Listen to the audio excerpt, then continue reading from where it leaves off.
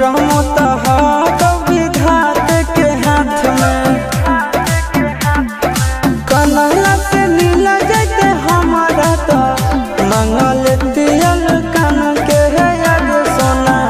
मंगल तियल कान के जोड़ी है बनावल भगवान के दोष न है इंसान के है याद सोना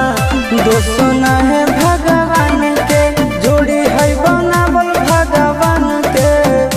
दोष न है इंसान के है याद सोना दोष न है इंसान के।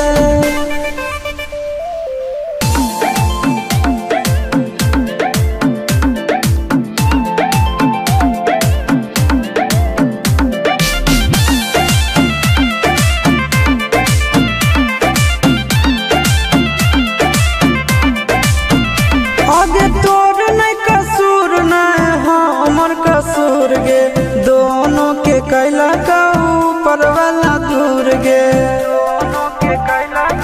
ये सोना आगे तोर नहीं